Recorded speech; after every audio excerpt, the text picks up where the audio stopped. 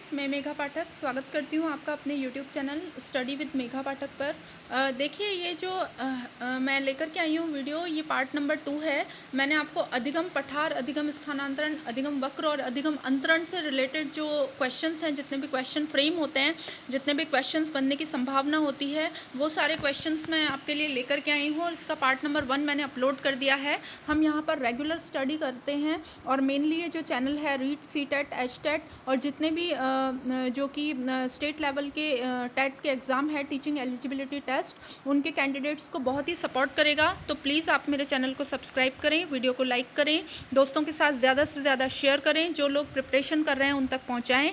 Video को पूरा देखें और इसका लाभ उठाएँ और इन वीडियोज़ को बार बार देखें ताकि आपको जो मैटर है वो पूरा जो है आपके माइंड में अच्छी तरीके से जो है रिसॉल्व हो जाए। ताकि आपकी जो प्रिपरेशन है उसको एक सुदृढ़ता मिल सके। तो चलिए स्टार्ट करते हैं। क्वेश्चन नंबर 1 है, वह अधिगम वक्र जिसमें अधिगम की प्रक्रिया प्रारंभ में तीव्र किंतु बाद में मंद हो जाती है कहलाता है।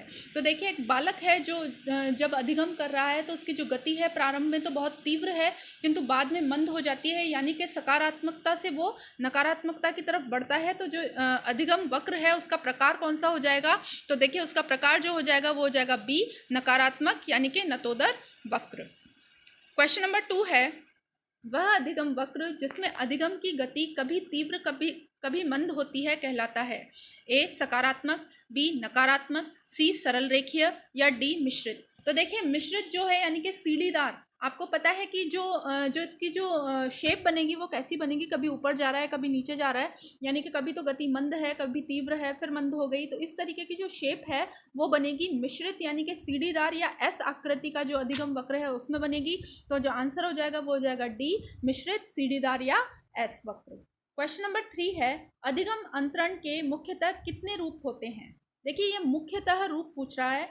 तो देखिए, ए 1, बी 2, सी 3 या डी 4। तो देखिए, अधिगम जो अंतरण है मुख्यतः उसके 3 रूप होते हैं, सकारात्मक, नकारात्मक और शून्य अंतरण। क्वेश्चन नंबर 4 है, अधिगम अंतरण के प्रकार हैं। ए धनात्मक अंतरण, बी ऋणात्मक अंतरण, सी शून्य अंतरण या डी उपयुक्त में से कोई नहीं। सॉरी, ये जो डी जो है उसको आप कर लें, उपरोक्त सभी कर लें इसको, ऑप्शन को, क्योंकि मैंने आपको बताया कि 3 जो है वो रूप होते हैं और वो तीनों कौन से हैं?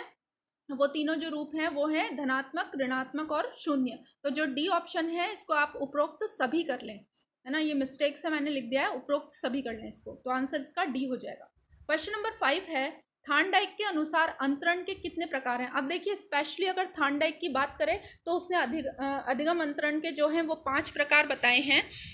थार्नडाइक का अगर वो पूछता है, अगर वो नॉर्मली पूछ रहा है, मुख्यतः पूछ रहा है, तो 3 प्रकार आएंगे और थार्नडाइक के अकॉर्डिंग पूछ रहा है तो 5 प्रकार आएंगे। तो आंसर हो जाएगा बी।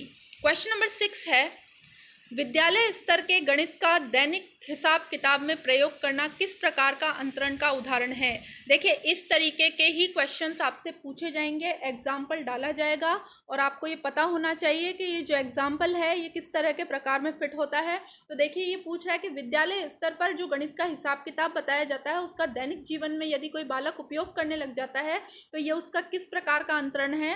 अंतरण का मतलब वही होता है ट्रांसफर हो जाना, यानी कि ज्ञान का पूर्व ज्ञान का नवीन ज्ञान में ट्रांसफर हो जाना ही क्या कहलाता है? अंतरण कहलाता है। तो देखिए, कौन सा प्रकार है, क्या ये पार्श्विक अंतरण है, सॉरी क्या ये अनुलंब अंतरण है, क्या ये पार्श्वीय अंतरण है यानी कि लैटरल। देखिए, आप इसको इंग्लिश से याद रखें, इसलिए मैंने इंग्लिश जो वर्ड हैं वो ब्रैकेट में लिखे हैं, क्योंकि हिंदी तो बहुत सारे वर्ड्स आपके सामने आ जाएंगे। हो सकता है कि एग्जामिनर हिंदी का एक नया वर्ड डाल दे, तो आपको इंग्लिश से ही चलना है।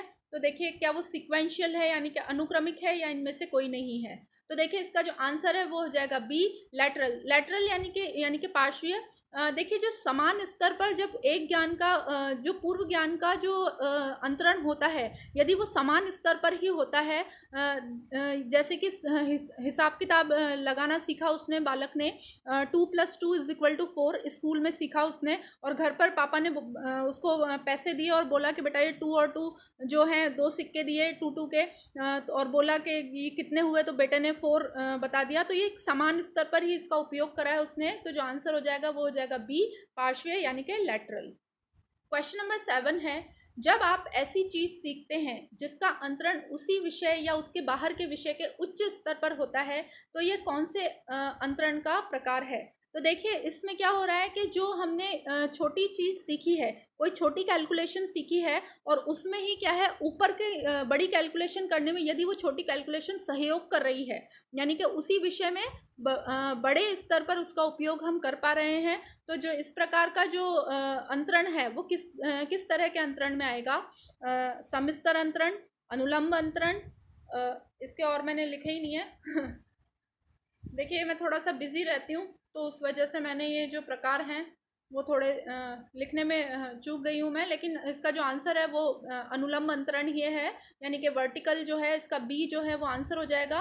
तो क्वेश्चन नंबर 7 का जो आंसर है वो है बी, अनुलंब अंतरण। क्वेश्चन नंबर 8 है, जोड़ बाकी गुणा भाग का क्रमबद्ध अध्ययन करना कौन से अधिगम अंतरण का प्रकार है? बहुत ही सिंपल, सबसे सिंपल अंतरण का अगर कोई प्रकार है तो ये वो यही है। उसमें वो एक क्रम देगा और आपसे पूछेगा कौन सा अंतरण है, तो देखिए सिक्वेंशियल यानी कि अनुक्रमिक, नाम से ही पता चल रहा है कि क्रम की बात हो रही है, तो जो आंसर हो जाएगा वो हो जाएगा ए, अनुक्रमिक। अनुक्रमिक में क्या होता है कि स्टेप बाय स्टेप हम आगे बढ़ते हैं। जैसे गणित में मैंने आपको बताया, पहले बच्चा बालक जोड़ सीखता है, फिर बाकी सीखता है, फिर गुणा भाग, और इसी तरीके से प्रक्रिया आगे बढ़ती है। और ऐसे ही व्याकरण है जो उसमें वो छोटी छोटी चीज़ों का अध्ययन करता हुआ आगे बढ़ता है और बड़ी चीज़ों में उसका उपयोग करने लगता है। तो क्या हो रहा है कि स्टेप बाय स्टेप जो है वो सीख रहा है। गणित में तो ये इसकी बहुत ही मुख्य भूमिका है कि कैलकुलेशन जो है स्टेप बाय स्टेप चल रही है।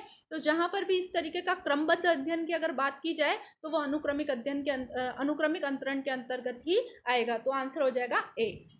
क्वेश्चन नंबर 9 है, पार्श्वीय अंतरण तथा अनुक्रमिक अंतरण के उदाहरण है किस प्रकार के अंतरण में समाहित किए जा सकते हैं? तो देखिए जो सम स्तर अंतरण है, यानी कि कंबाइंड फॉर्म में अगर बात करें इन दोनों के उदाहरण, जो सम स्तर अंतरण है वो कोई अलग से नहीं होता, बल्कि पार्श्वीय अंतरण और अनुक्रमिक अंतरण का एक क्रमबद्ध अध्ययन ही होता है। दोनों के एग्जाम्पल उसमें लिए जा सकते हैं, इसलिए जो आंसर हो जाएगा वो हो जाएगा ए, सम स्तर अंतरण। क्वेश्चन नंबर 10 है, द्विपार्श्वीय अंतरण का उदाहरण है। ए, द्विपार्श्वीय को बाइलेटरल कहते हैं, आप इंग्लिश में ज़रूर याद रखें इनको। ए, दाएं अंग के सीखे कार्य का बाएं अंग में अंतरण। बी, विद्यालय स्तर के सीखने का दैनिक जीवन में प्रयोग। सी, जोड़ बाकी गुणा भाग का क्रमबद्ध सीखना। या डी, इनमें से कोई नहीं। तो देखिए जो आंसर है वो हो जाएगा ए, दाएं अंग के सीखने का कार्य, दाएं अंग से सीखा गया कार्य बाएं अंग में अंतरण हो जाना। यानी कि आपको पता है कि एक नेचुरल प्रोसेस होती है कि हम दाएं अंग से अगर कोई कार्य करना सीख जाते हैं और यदि वो दायां अंग हमारे कोई प्रॉब्लम आ जाए, लग जाए या कुछ प्रॉब्लम आ जाए, तो वो नेचुरली जो बायां अंग है हम उससे उस कार्य को करने की कोशिश करते हैं। हालांकि उतना परफेक्ट नहीं कर पाते हैं, लेकिन फिर भी हम कोशिश कर लेते हैं। हमने अलग से उस बाएं अंग को जो है ट्रेंड नहीं किया है, लेकिन हम फिर भी कोशिश कर लेते हैं। तो जो यही क्या होगा, द्विपार्श्वीय मतलब नेचुरल प्रोसेस के थ्रू हम एक अंग का जो सीखा हुआ ज्ञान है उसका उपयोग उसके कोई प्रॉब्लम आ जाने से दूसरे यानी कि बाएं हिस्से में आराम से कर लेते हैं। तो इसी को क्या कहा जाता है, द्विपार्श्वीय अंतरण। क्वेश्चन नंबर 11 है, समरूप तत्वों का सिद्धांत किसने दिया था?